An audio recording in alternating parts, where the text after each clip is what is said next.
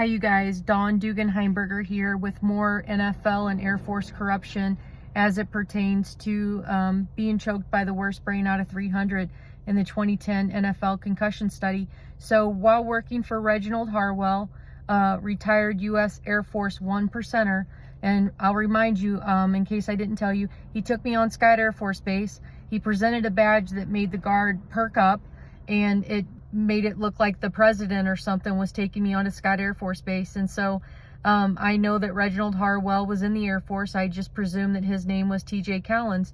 So while working for TJ out of 3 Eagle Center, my co-worker went by the name Anita Arnold, and I have a screenshot of her face. She owns Birdie Bell Photography in O'Fallon, Illinois.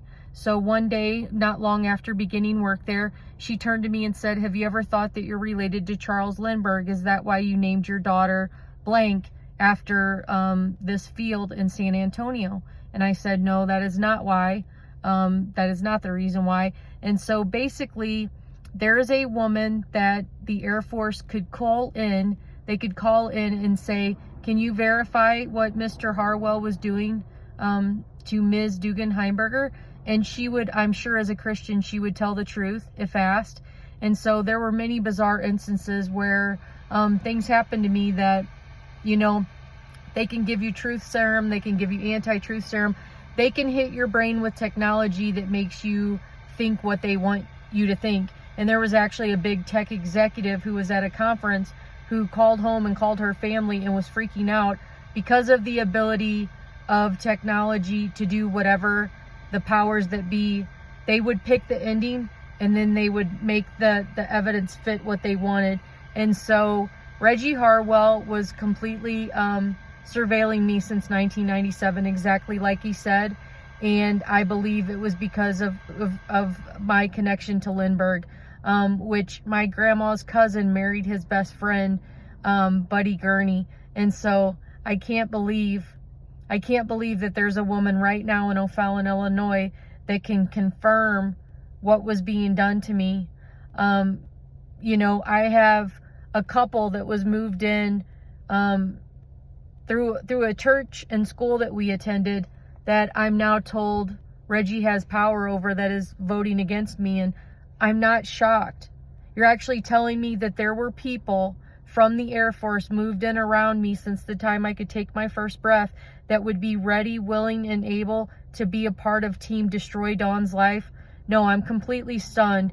I actually thought they were only friends with us because my husband played in the NFL. Completely. I felt like they favored him, and I knew that back then. And I probably even said that to my husband on occasion. And so to hear that this particular family, let's call them the South family, I'm completely stunned that they are a part of Team Destroy Dawn Dugan Heimberger's life.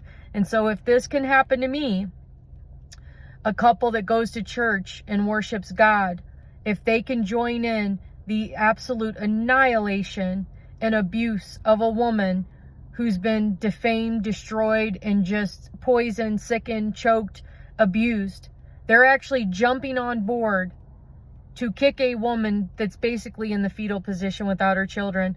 And so the South family, wow, what classy people, huh?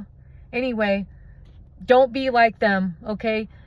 If you go to church and you're a Christian, you can either be an NFL fan or you can be a Christian.